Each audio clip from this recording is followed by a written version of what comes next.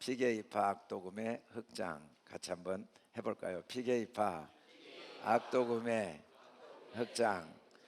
기회가 되면 입에서 나도 모르게 나오도록 피게이파 악도금의 흑장 이렇게 한 주일 동안 하시고 다니다 보면 10가지 재앙의 이름이 머릿속에 기억이 될 수 있습니다. 피, 개구리, 파리, 악독, 악질, 독종, 우박, 메뚜기, 또 흑암, 오늘 장자의 재앙, 마지막 10번째 재앙, 장자의 재앙에 대한 내용을 우리가 함께 읽었습니다. 장자의 재앙을 10번째 재앙을 하나님은 한 가지 재앙이라고 이야기하시고, 이 한 가지 재앙을 통해 그렇게 이스라엘 백성이 원했던 출애굽, 그렇게 주님이 말씀하셨던 바로와 애굽 백성들이 이스라엘을 반드시 쫓아내주는, 내보내는 정도가 아니라 그냥 제발 나가주라고 하는 그런 결과가 있게 될 거다라는 이야기가 10가지 10번째 재앙, 이 장자의 재앙의 내용인데, 이 내용을 한 가지 재앙이라고 이야기를 하고 있어요. 우리 같이 한번 읽어볼까요? 시작. 여호와의 말씀이니라. 너희를 향한 나의 생각을 내가 아나니 평안이요 재앙이 아니니라. 너에게 미래와 희망을 주는 것이니라. 재앙이 아니니라, 이 말은 재앙이 없다 말과 완전히 다릅니다. 우리는 예수님을 믿으면 재앙이 없다고 착각할 수도 있어요. 하나님의 백성에게 재앙이 없다고 착각합니다. 왜냐하면 이 출애굽기에 보면 재앙이 애굽에만 내리고 이스라엘 땅에 내리지 않는 모습이 반복돼요. 그러나 이 애굽과 이스라엘은 다 한 사람 이야기입니다. 어떤 사람도 육체를 가지고 있는 동안에 좋은 일만 경험할 수는 없습니다. 늙고 병들고 생로병사의 이 인생의 고난, 고생, 재앙을 벗어날 수 있는 사람은 한 명도 없습니다. 그런데 오늘 이 말씀의 의미는 재앙이 아닙니다. 재앙인데 재앙이 아니에요. 왜냐하면 우리의 삶의 재앙은 하나님의 의도가 담겨 있습니다. 하나님의 생각, 우리에게 더 큰 평안을 주시기 위함입니다. 더 희망찬 미래를 주시기 위함입니다. 인류 역사의 수많은 재앙들은 상상할 수 없는 하나님이 예비하신 우리의 삶의 평안의 열매를 맺게 했습니다. 만일에 인류 역사의 재앙과 시련과 고난, 고통이 없었다면 하나님이 예비하신 그 수많은 과학, 문명, 또 기술의 발전은 절대로 나타나지 않았겠지만, 그 어려움 때문에 더 삶이 평안해지고 더 희망찬 미래를 꿈꾸며 여기까지 달려올 수 있었습니다. 그래서 우리는 재앙에 대한 분명한 올바른 성경적 관점을 항상 마음에 깊이 간직하고 있어야 됩니다. 세상이 주는 재앙에 대한 안경으로 재앙을 바라보면 안 되고, 고난과 고생, 환난, 시련은 성경적 관점으로 바라봐야 됩니다. 분명히 재앙이지만 그건 나에게 더 큰 평안을 주기 위함입니다. 더 희망찬 미래를 주시는 하나님의 선물입니다. 10가지 재앙은 그래서 우리 한 사람 한 사람이 어떻게 참된 평안을 누리게 도우시는가, 어떻게 더 희망찬 미래를 펼쳐나갈 수 있도록 우리를 도우시는가에 대한 하나님의 인도하심을 우리에게 깨닫게 하시는 말씀입니다. 10가지 재앙의 결과가 뭔지 같이 한번 읽어봅시다. 시작. 백성에게 말하여 사람들에게 각각 이웃에게 은금 배물을 구하게 하라 하시더니, 10가지 재앙의 결과가 뭐냐면 이스라엘 백성들이 모두 애굽에서, 애굽 사람들, 자기들을 속박했던 애굽 사람들에 의해서 은금 폐물을 얻게 됩니다.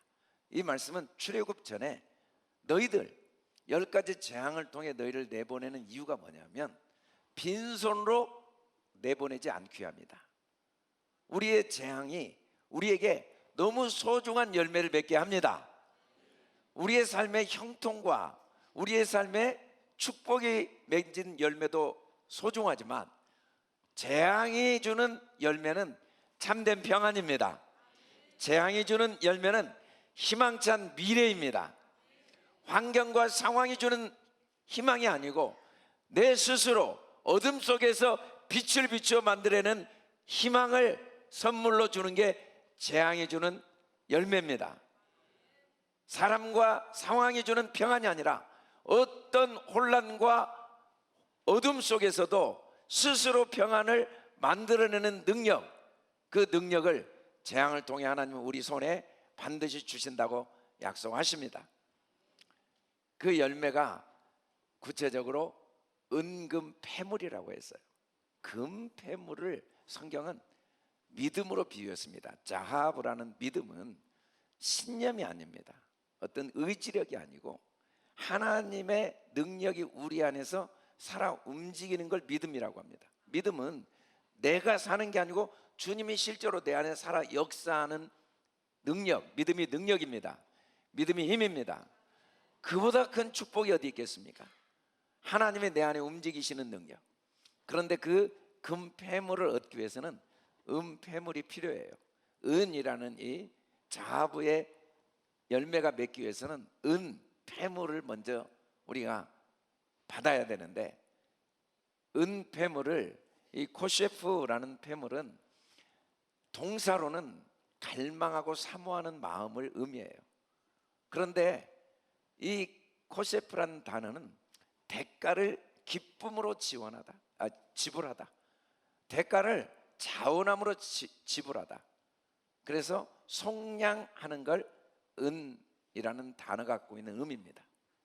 그래서 실제로 요셉이 형들을 애굽으로 다시 데리고 와서 형들의 그 죄의식을 다 없애버리고 형들에게 자유를 주고 희망을 주는 과정에 중요한 역할을 하는 게 은잔을 몰래 주머니에 넣어놓고 은을 도둑질한 것으로 몰아가지고 결국은 그들이 이제 진실로 회개하게 되고 그 회개를 통해 진정한 자유를 얻게 되고 애굽 땅에 와서 큰 민족을 이루게 된 배경이 그 도구가 은잔이죠. 성경에 보면 모든 이스라엘 백성은 성전에 들어가기 위해서 반드시 은 1세겔을 세금을 내고 들어가도록 했어요. 은 1세겔을. 예수님을 유다가 팔았어요. 그랬더니 은 20을 제사장들이 줍니다. 은이라는 말은 자원에서 대가를 지불한다는 의미가 있어요. 그렇게 자원에서 대가를 지불하면 금폐물을 얻게 됩니다. 믿음이 더욱 견고해집니다. 여러분, 신앙생활이 억지로 하면 그건 절대로 믿음의 열매를 맺어내지 못하지만 어떤 경우에도 내가 기쁨과 자원함으로 하면 견고한 믿음의 뿌리를 점점 내리게 되고 믿음의 능력을 덧입게 되고 정금보다 귀한 믿음의 선물을 받게 됩니다. 그래서 이번에 우리도 8차 분이일 기도회를 하루도 안 빼고, 물론 이제 다양한 이유 때문에 하루 결석한 분도 많더라고요. 갑자기 딱 나가려고 했는데 배에서 하나님이 오늘은 나가지 마 하고 막 이렇게 소리를 질러가지고 막 배에서 막 배설물이 나와가지고 못 나온 분도 있다고 그러더라고요. 어찌됐든 이유는 이제 다양하지만 21일 동안 다 나온 분들에게 우리도 그 대가를 지불했기 때문에 하나님이 주실 금 폐물로 그 마음을 단장했다는 의미로 은 반지를 다음 주 주일날 선물로 주려고 합니다. 그래서 혹시 자기가 21일을 참석했는데 말을 안 해가지고 은반지를 다음 주에 못 받는 사람이 없도록 오늘 꼭 교구장들이나 또 구역장들에게 또 기관 교역자에게 이야기를 해서 우리 다음 주에 전부 21일 동안 함께 참여한 사람들 우리가 함께 반지를 선물로 주는 시간을 갖도록 하겠습니다. 아멘. 좋습니까? 받은 사람만 좋을까요? 근데 좀 또 받아야겠더라고요. 21일 동안 나오다 보니까 이번에는 21일 내내 또 헌금들을 많이 했어요. 그래서 반지를 또 우리가 함께 선물로 주려고 합니다. 우리 21일 동안 나온 분들 우리 축하의 박수 한번 드립시다. 하나님께서 우리가 시간을 드리고 물질 드리고 마음을 기쁨으로 드리면 반드시 금폐물, 우리에게 믿음이 더욱 견고해지게 하시고 자원한 마음으로 하나님께 나와 예배하는 마음 속에 하나님의 능력이 날마다 더 충만하게 기름 부어주시는 걸 믿습니다. 어찌됐든 한 사람이 겪고 있는 고난, 그 고난이 어떤 고난이냐는 상관없습니다. 나의 죄 때문에 겪는 고난이냐, 아니면 애매하게 겪는 고난이냐, 아니면 환경과 상황 때문에 겪는 고난이냐와 상관없이 그 모든 고난과 재앙 속에는 우리에게 은근 폐물로 입혀주시는 하나님의 생각, 나의 생각, 하나님의 생각이 담겨 있다는 사실을 우리는 항상 확신해야 됩니다. 구체적으로 하나님께서 10가지 재앙을 통해 주시는 은혜가 무엇인지를 3절에서 뭐라고 이야기하냐면 애굽 사람에게 은혜를 받게 합니다. 애굽 사람과 바로와 그 신하들에게 위대하게 보여지는 거예요. 여러분, 애굽 사람이 바로와 바로의 신하가 모세를 위대하게 본다, 그를 귀하게 본다는 건 정말 큰 축복과 능력입니다. 그게 진짜 행복이에요. 올바른 시에 눈을 갖고 올바른 가치관을 갖는다는 것, 모세를 위대하게 보고 모세가 얼마나 은혜 받은 자인가를 깨닫는 눈과 귀가 열린 애국과 바로는 재앙을 통해 하나님께 놀라운 은혜를 받은 거죠. 물론 모세도 은혜를 받은 겁니다. 우리도 마찬가지예요. 여러 가지 시련을 통해 모든 걸 올바로, 올바른 가치, 올바른 의미, 올바른 존재의 가치를 부여할 능력이 우리에게 있다면 그게 진짜 내게 큰 행복이거든요. 또 더 나가서 하나님이 이런 일을 위해 밤중에 애굽으로 들어가신다고 그랬어요. 사실은 이런 일들은 다 어둠 속에, 고난 속에, 시련 속에 하나님이 이루시는 일이죠.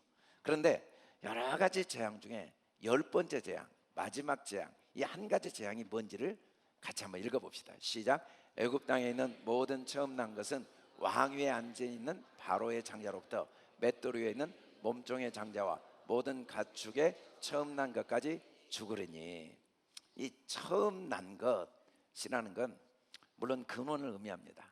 근원. 이 베코르라는 말은 뿌리에서, 근원에서 나았다. 그래서 부모로부터 자녀가 낳은 거죠. 자기 스스로 이 세상에 나온 사람 하나도 없습니다. 그 근원으로 가면 아담으로부터, 그 근원으로 가면 하나님께로부터 모든 게 나왔죠. 이 눈에 보이는 만물은 하나님께로부터 나온 것이죠. 근원이. 그 눈에 보이는 모든 걸 처음 난 것이라고 그래요. 처음 난 것이란 말은 근원에서 발생한 것, 하나님이 만드신 모든 만물이죠. 더 나아가서 나의 모든 소유가 처음 난 것입니다. 이 처음 난 것을 왜 주셨냐? 왜 주셨냐면 반드시 죽게 하기 위해서. 반드시 처음 난 것 다 죽게. 처음 것은 죽어야 됩니다. 처음 하늘과 처음 땅도 사라져야 됩니다. 우리에게 하나님이 너무 소중한 걸 주셨어요. 건강을 주시고 물질을 주시고 지식을 주시고 지혜를 주시고 부모 형제를 주시고 또 많은 걸 주셨어요. 그런데 이 모든 것들은 다 지불하라고 주셨습니다. 사용하라고 주셨습니다. 붙잡으라고 주신 게 아닙니다. 아끼라고 주신 게 아닙니다. 그걸 아낌없이 사용하라고 주셨습니다. 아낌없이 다 지나가라고 주셨습니다. 그걸 죽으리니, 이 죽음이라는 히브리어 그림 문자가 무트인데, 무트라는 말이, 이 맴이 하나님의 생각, 하나님의 의도, 하나님의 마음, 타부가 완성이에요. 죽음은 하나님의 뜻이 완성되어지는 하나의 도구입니다. 그래서 우리가 살면서 시간이 흘러간다는 게 얼마나 소중한지 몰라요. 그 모든 흐르는 세월을 붙잡을 수는 없지만 흐르는 세월을 통해 하나님의 나를 향한 뜻이 점점 완성되어지고 있습니다. 우리가 살면서 얼마나 많은 것을 잃어버린지 몰라요. 건강을 잃고 또 많은 젊음을 잃고 또 우리가 가졌던 내 소중한 것들을 많이 잃어버리죠. 모았던 돈도 잃게 되고 그런데 알고 보면 그 잃어버리는 과정, 죽어버리는 과정이 하나님의 뜻이 이루어지는 과정이고, 결국은 어느 날 육체가 죽지만 그 육체의 죽음을 통해 궁극적으로 하나님이 우리에게 주시고자 하시는 영원한 유업을 얻는 뜻이 이루어지는 줄 믿으시길 주의 이름으로 축복합니다. 재앙은 우리의 첫 것이 죽어지는 모든 상황들을 재앙이라고 하죠. 환난, 고난, 시련. 그런데 이걸 통해 하나님의 어떤 뜻이 이루어지는지 6절을 같이 한번 읽어봅시다. 시작. 애굽 온 땅에 전무후무한 큰 부르짖음이 있으리라. 다시 한번 시작. 애굽 온 땅에 전무후무한 큰 부르짖음이 있으리라. 부르짖음이 있게 됩니다. 부르짖음이 내 힘으로 생기는 게 아니에요. 내가 결심하고 내가 노력해서 되는 게 아니라 여러 가지 환난과 재앙의 열매로 큰 부르짖음이 우리 안에 있게 된다고 성경은 말씀합니다. 아멘. 이 부르짖음이라는 말이 문자적으로는 너무너무 절박한, 정말 내 힘으로 절대로 해결할 수 없는, 반드시 도움이 필요한 그 도움을 간절히 요청하는 상태를 부르짖음, 짜프라고 하는데, 짜프라는 말은 내가 마음 깊은 곳에서 깨달아진 거예요. 정말 나는 알고 보니까 아무것도 이 세상에 문제가 없고 내가 겪고 있는 모든 문제의 원인은 오직 나구나, 나에게 도움이 절실히 필요하구나, 나에게 문제가 있구나 라고 깨달아진 상태를 짜프라고 하죠. 그래서 예수님이 애통하는 자는 복이 있나니 그들이 위로를 받을 것이며 라고 했습니다. 부르짖음은 마음 깊은 곳에 애통하는 마음이 생기는 거예요. 정말 스스로가 깨달아진 거예요. 어떤 것도 문제가 아니고 나의 그 어리석은 생각, 미련한 마음, 그 불신의 악심이 모든 문제의 원인이구나. 문제는 이 세상에 아무것도 없구나. 여러분, 예수님에게는 세상에 문제가 하나도 없어요. 자기에게 뺨을 때리고 침을 뱉고 대못을 박은 사람도 아무 문제가 없어요. 자기에게 호산나 주의 이름으로 오시는 이하고 환호하는 사람들도 문제가 없지만, 자기를 향하여 십자가에 못 박으라고 자기를 저주하는 사람도 아무 문제가 없는 거예요. 왜? 내 안에 문제가 없으면 세상에 다 문제로 안 보여요. 그 속에 하나님의 섭리만 보이고 하나님의 주권만 보이고 하나님의 선하심만 보여요. 여러분, 우리가 살면서 얼마나 문제가 많은지 몰라요. 건강에 문제 있죠, 물질에 문제 있죠, 남편 문제 있고 아내 문제 있고 세상에 정치 문제 있고 사람들의 문제가 있어요. 그 문제들은요, 내가 어느 수준인가를 보여주는 거울입니다. 그래서 더 이상 문제를 탓하지 않고 그 문제를 통해 내가 애통한 마음을 갖는 게 최고의 능력이고 축복입니다. 인생의 최고의 축복이 뭡니까? 예수님께서 마태복음 5장에서 복 있는 자를 5장에서 이야기를 하세요. 6장에서 그래서 이 복을 누리기 위해 하나님께 골방에 들어가 기도해라. 하나님께 기도하면 하나님이 우리 안에 하늘의 보물을 쌓을 수 있는 올바른 생각, 올바른 말, 올바른 행동, 먼저 그의 나라, 그의 의를 구할 능력을 주신다. 구체적으로 그 능력의 열매가 뭐냐면 절대로 비판하지 않는다고 7장에서 이야기를 해요. 비판하면 너희가 비판하는 그 비판으로 너희도 비판을 받고, 정죄하면 너희가 정죄하는 그 정죄로 정죄함을 받는다 하면서 하신 말씀이, 너희 눈에 들보는 빼지 않고 남의 눈에 티끌을 빼려고 하느냐. 이 말씀은 정말 우리에게 너무 생생하게 우리 모습을 깨닫게 해주시는 말씀이에요. 세상에 들보를 눈에 끼고 다니는 사람이 어디, 들보가 뭐냐면 저 기둥이에요. 자, 기둥 한번 봐보세요. 지금 여러분 눈에 저 기둥들이 하나씩 있어요. 이 기둥이 지금 눈이, 근데 안 보이죠? 한번 옆 사람 봐보세요. 옆 사람 눈에 뭐가 있어요? 티끌이 있어서 잘 안 보일 거야. 티끌. 근데 내 눈에는 뭐가 있는지 아세요? 들보가 있어요. 근데 우리는 몰라요. 여러분, 눈의 티끌은요 너무 작아서 확대경으로 크게 보고 조심히 티끌을 떼지 않으면 티끌 떼려다가 눈알을 상하게 합니다.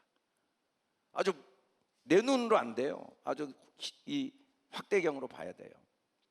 그런데 들보가 있는 눈으로 그걸 빼겠다고요? 아니 눈에 들보가 꽉 차가지고 보이지도 않는 눈으로 티끌을 빼겠다고 하면 눈을 무조건 뽑아내는 거죠. 이번에 우리 송한철 목사님 친구가 그냥 뭐 하다가 그냥 탁 밖에서 눈알이 빠졌다고 하잖아요.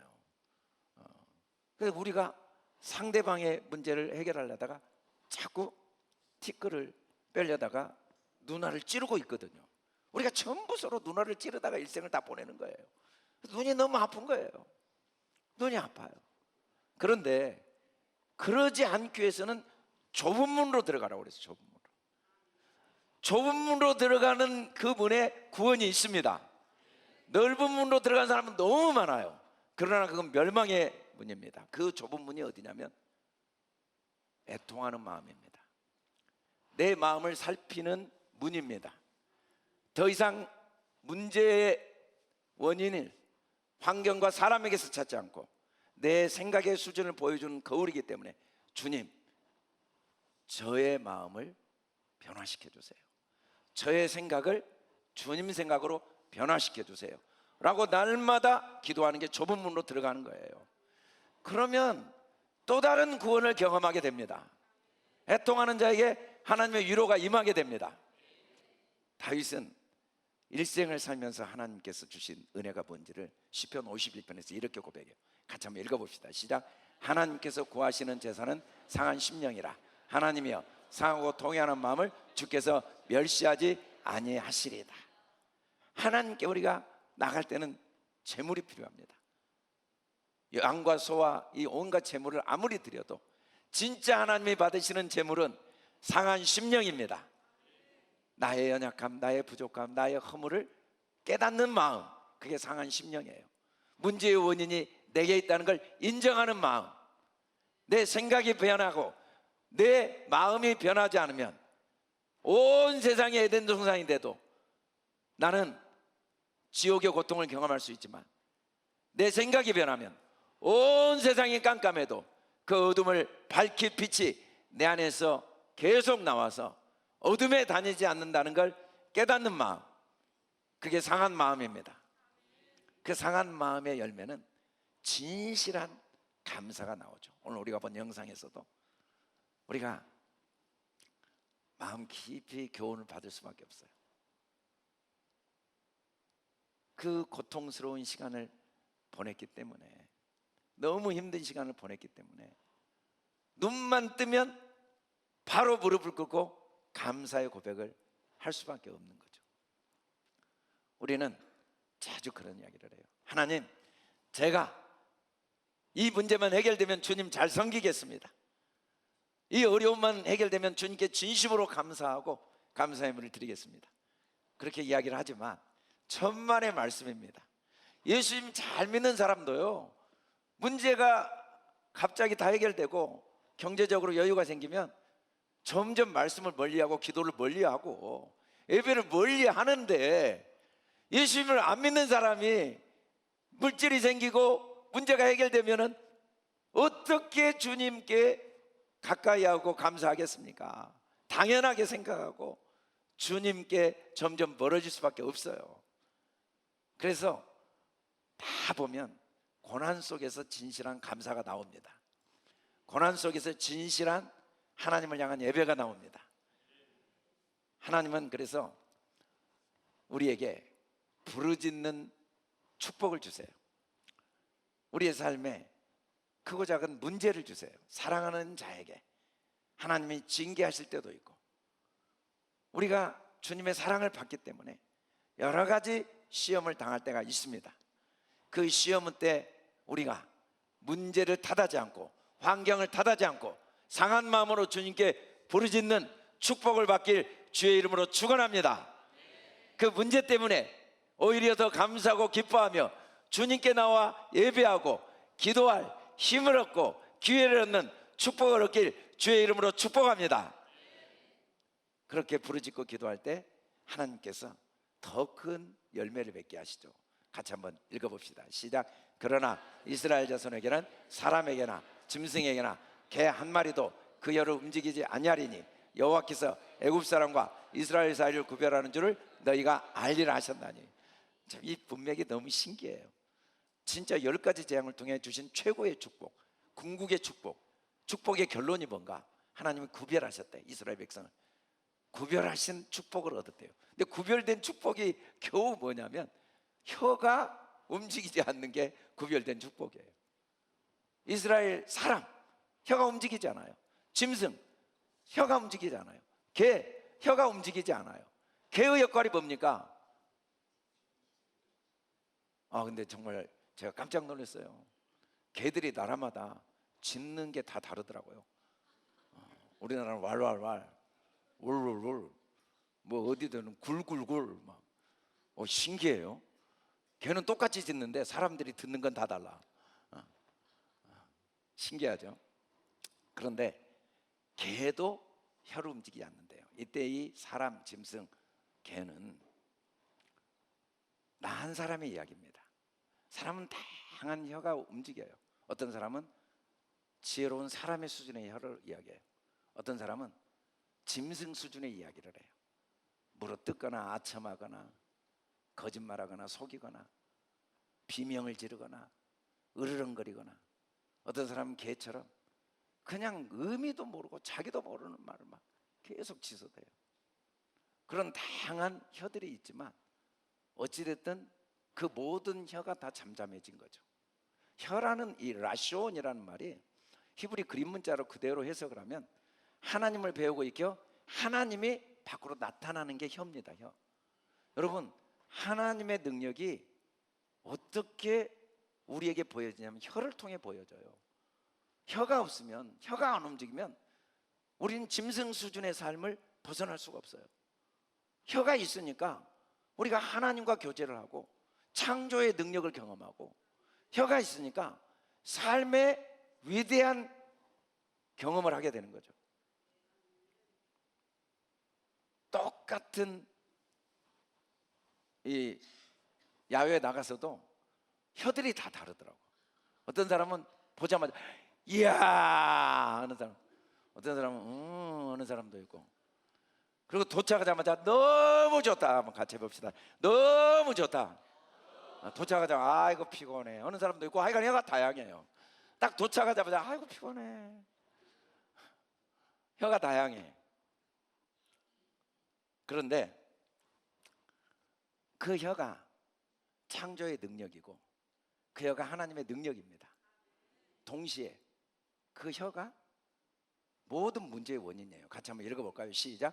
혀는 곧 불이요 불의의 세계라. 혀는 우리 지체 중에서 온몸을 더럽히고 삶의 수레바퀴를 불살라느니 그 사르는 것이 지옥 불에서 나느니라. 여러분, 누구도 내 삶을 헛되게 할 수 없어요. 열심히 달려온 수레바퀴를. 그런데 내 혀가 싹 태워버립니다. 다 무효로 만들어요. 누구도 내 삶의 고통과 아픔, 지옥의 고통을 경험하게 할 수 없어요. 저도 다니엘 기도회 들을 때 느끼면서 화상 입은 사람들의 고통이 제일, 정말 이건 생지옥이더라고요. 물론 여러 고통이 있지만 이 화상의 고통, 그 고통은 상상할 수가 없어요. 그런데 우리에게 많은 고통이 있지만 진짜 고통의 원인이 혀가 제어되지 않아서, 혀가 계속 움직이고 있기 때문에. 이때 혀가 움직인다는 건 사람의 혀, 짐승의 혀, 개의 혀가 움직이는 거예요. 그래서 우리는 말할 때마다 기도해야 돼요. 이게 내 혀가 아니니까. 주님, 이 말이 주님 마음에 맞습니까? 주님 생각에 맞습니까? 내 혀가 아닙니다. 주님의 혀입니다.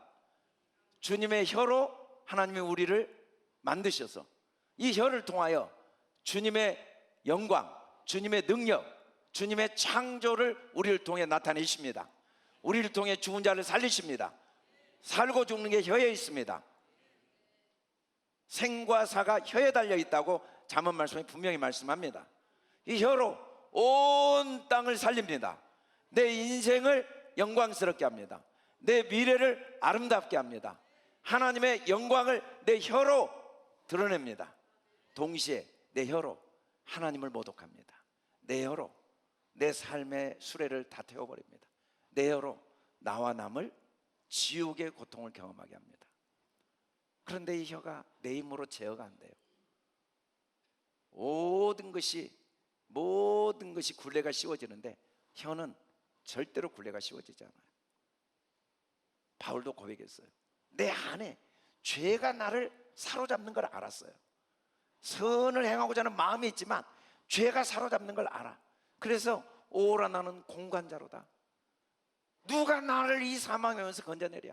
도저히 내 힘으로 안 된다. 그런데 부르짖는 마음, 주님 내 힘으로 안 됩니다. 주님의 도움이 없이는 안 됩니다. 문제의 원인은 제게 있습니다 라고 상한 마음을 갖고 나가면 혀가 움직이지 않는 은혜를 주십니다. 혀가 제어되는 은혜를 주십니다. 같이 한번 읽어볼까요? 시작. 무릇 더러운 말은 너희 입 밖에도 내지 말고 오직 덕을 세우는 데 소용되는 대로 선한 말을 하여 듣는 자들에게 은혜를 끼치게 하라. 무릇 더러운 말은 너희 입 밖에도 내지 마라. 덕을 세우는 데 소용되는 선한 말을 하여 듣는 자에게 은혜를 끼치게 하라. 이보다 큰 능력, 이보다 큰 축복이 없습니다. 저는 목회를 한 번도 후회한 적은 없는데 누구한테도 목회하란 말을 절대 하고 싶지 않다는 생각이 든 때가 있었어요. 진짜 목회가 너무 괴롭고 정말 하루하루가 지옥의 고통을 경험한 때가 있었어요. 교회를 개척하고 새벽마다 나와서 기도를 하고 기도가 딱 끝나고 집에 가면은 온 세상의 고통과 짐이 나를 다 짓눌러요. 성도들이 어떤 상태인지 너무 잘 알거든요. 목회라는 게 그렇더라고요. 하루에 생각하는 게 사람밖에 생각을 안 해요. 제가 물건을 파는 것도 아니고 물건을 만든 것도 아니고 뭐 건물을 짓는 것도 아니고 하는 일이 없잖아요. 눈 딱 뜨면 성도밖에 생각을 안 하고 눈 감을 때도 성도 생각하고 사람 외에는 아무런 24시간 사람만 생각하다 보니까 이 몇 명 안 되는 성도들의 집안에 젓가락이 몇 개 있는지까지 다 알게 돼요. 어쩔 수 없이 알게 돼요. 어쩔 수 없이 알게 됩니다. 알고 싶어서 아는 게 아니에요. 어떤 부부 문제가 있는지 자녀 문제가 있는지 건강 문제가 있는지 사돈의 팔촌 문제까지 알게 돼요. 옛날 과거의 문제까지 알게 되고 다 알게 돼요. 그래서 그놈을 갖고 하나님 이 집에는 건강 문제, 부부 문제가 있어요. 자녀들의 문제가 있어요. 사업의 문제가 있어요. 부모님과 문제가 있어요. 내면의 문제가 있어요. 이것 좀 도와주세요 하고 기도하고 끝나면 한 3시간 문제 이야기하고 나면 아이고 난 죽어볼 것 같네. 그 다음 날라도 하나도 해결이 안 돼 있어. 성도들의 문제가 크게 나를 짓눌러요. 그리고 너무 괴로워요. 하나님 왜 우리 성도들은 문제 있는 성도만 있습니까? 다른 교회는 안 그런 것 같은데 나 못하겠어요. 나 죽을 것 같아요.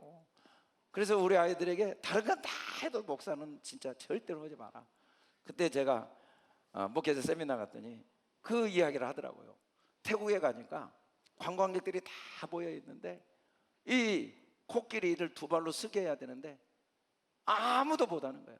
근데 어떤 사람이 손을 들고 제가 한번 하겠다고 해보라고 그랬더니 가서 코끼리한테 한마디 했더니 2발을 바짝 들더래요. 뭐라고 했냐고 너 목회시킨다 그랬더니 바로 2발을 들어.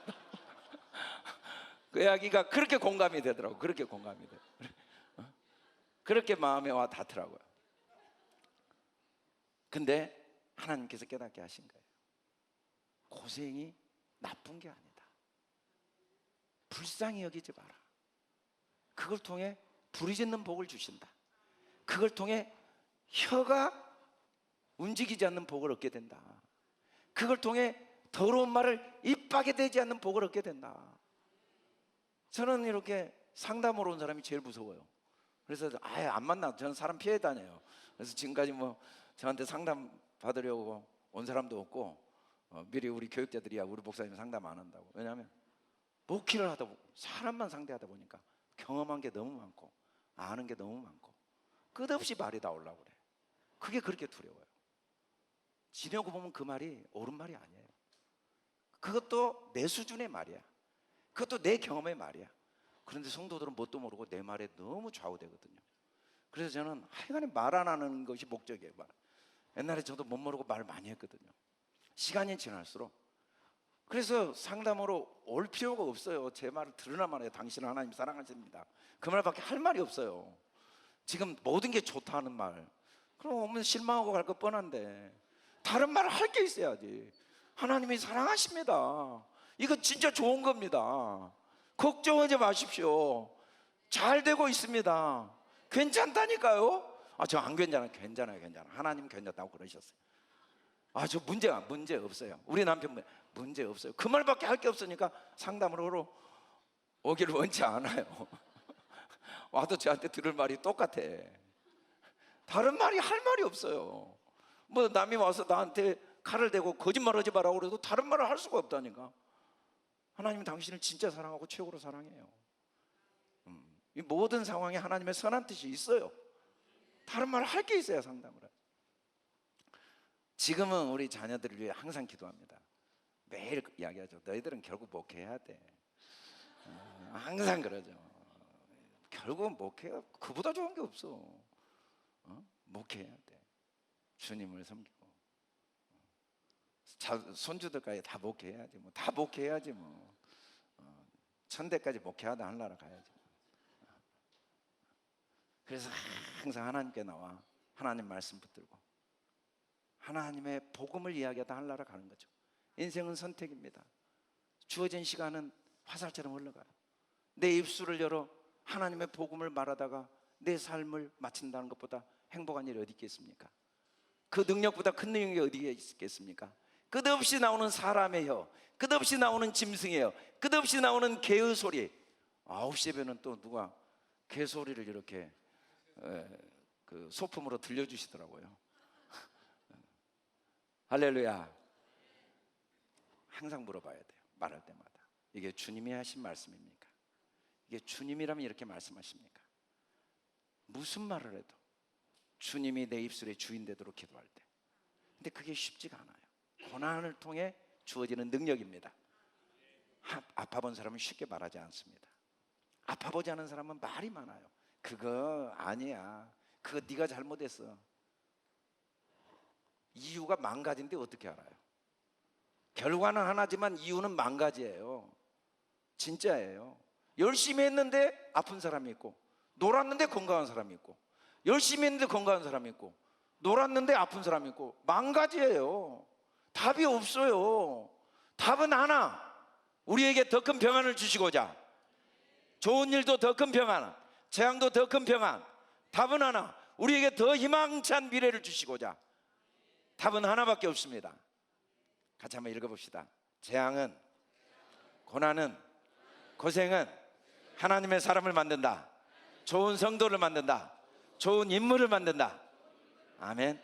그래서 여러분 자녀들을 고생 안 시키려고 넘어오지 마세요. 제가 정말 많이 봐요. 그렇게 고생한 아들이, 돈이 없어 일만 시킨 아들이 결혼하고 때마다 와서 부모님 너무 감사합니다. 그렇게 오냐오냐 키웠던 아들이 갑자기 다가가지고 집에 와서 아버지 멱살 잡고 왜 돈 안 주냐고. 고생을 안 시켰더니 자녀가 행복한 게 아니라 감사를 모르고 은혜를 모르고, 고생을 시켰더니 불행한 게 아니라 감사를 아는. 여러분, 우리에게 형통도 좋지만 고생하는 것 때문에 너무 마음 아파하지 마세요. 알고 보면 하나님은 우리를 사랑하시기 때문에 징계하십니다. 예수님을 하나님이 너무 사랑하시기 때문에 십자가의 고통을 받게 하신 겁니다. 자녀에게 줄 수 있는 소중한 선물 중에 하나가 고생하게 하는 것도 소중한 선물입니다.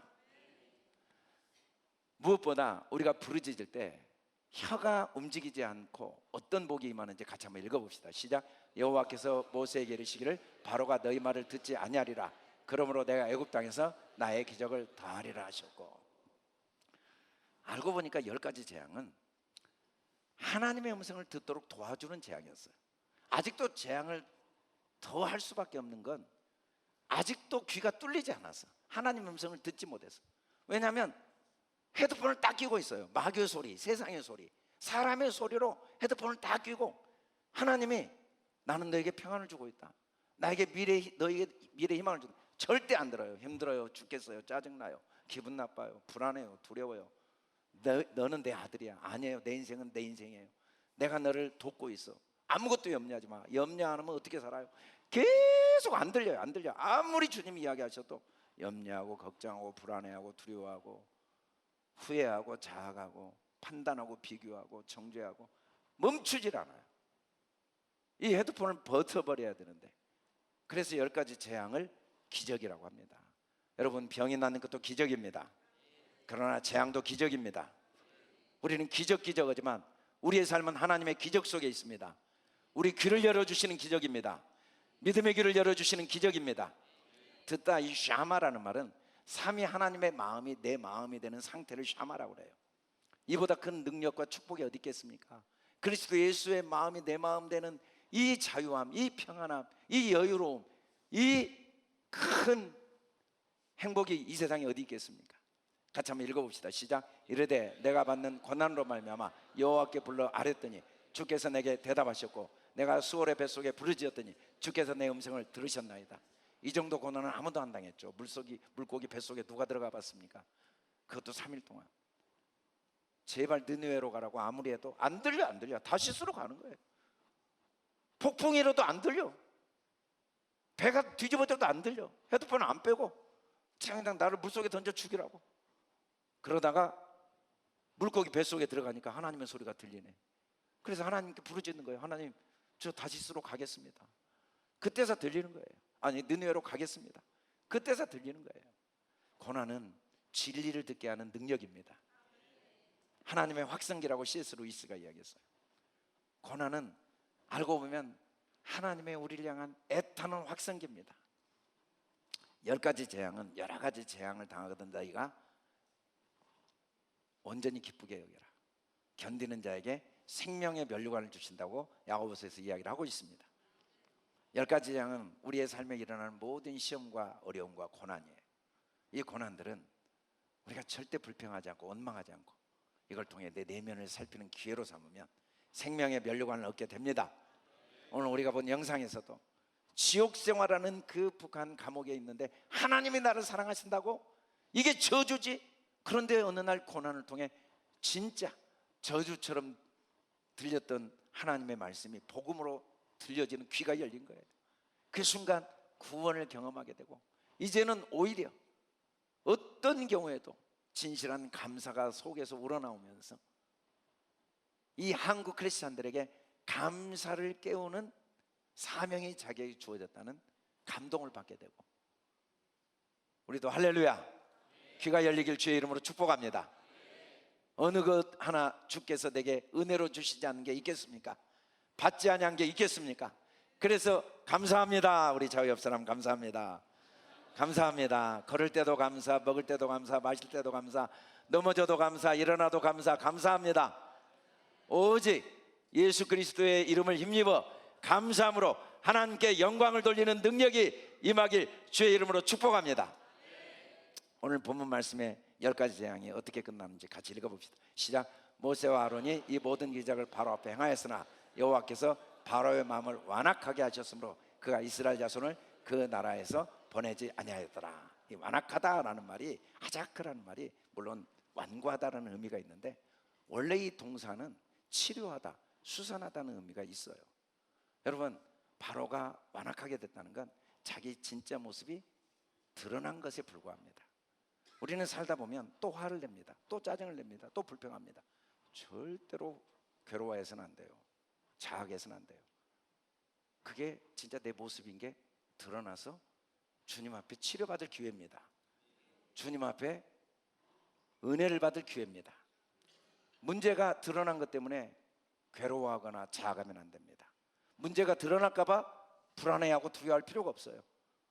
나의 완악함이 없던 완악함이 아니고 내 속에 나도 모르게 감춰졌던 게 드러나 치료받을 기회입니다.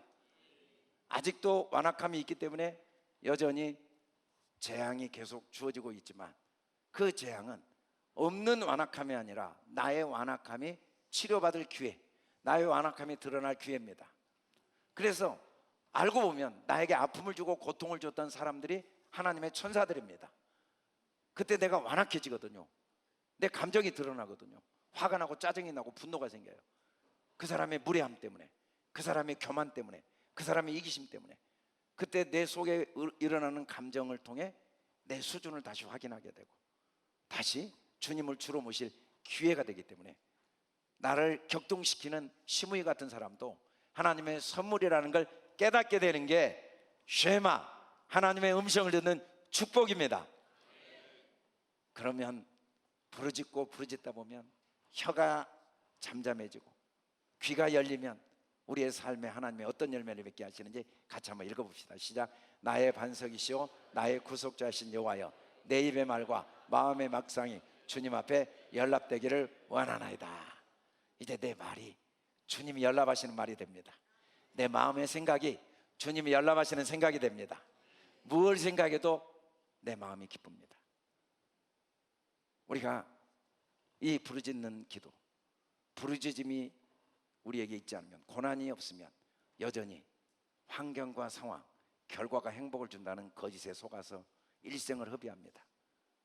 행복은 결과가 아닙니다. 상황이 아닙니다. 그 문제에 대한 내 마음의 태도입니다. 마음의 생각입니다. 그 상황에 대한 내 말의 내용입니다.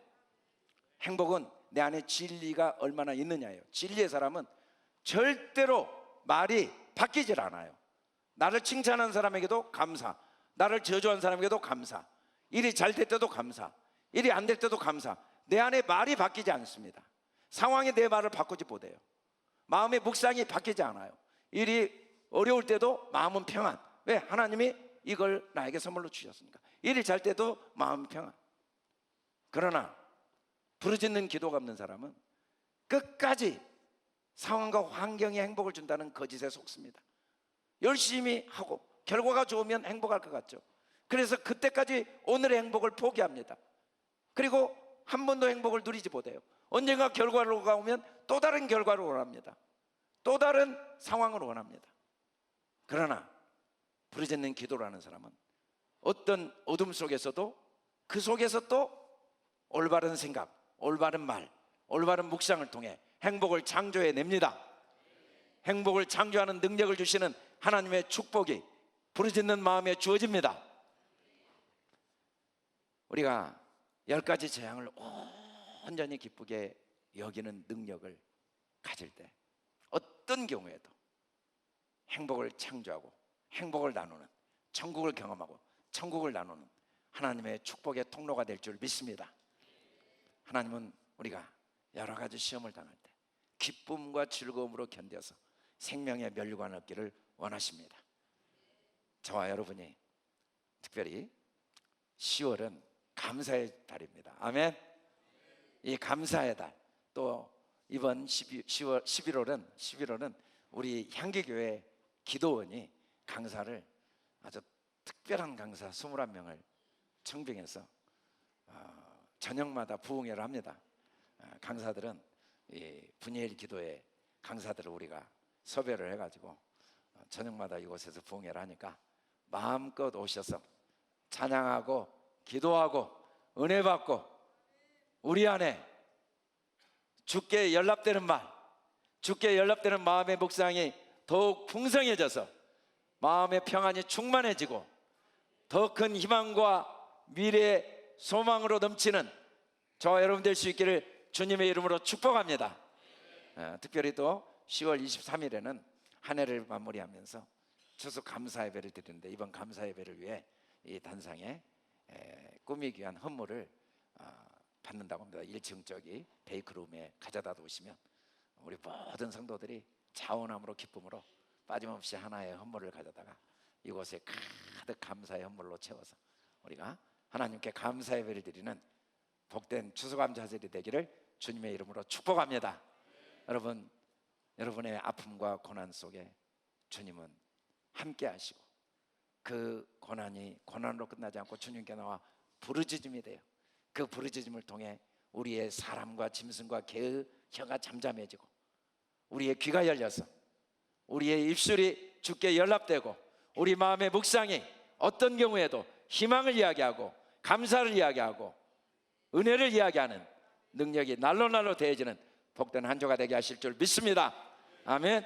우리 다 같이 일어나 크게 5번 선포하고 찬양합시다. 할렐루야.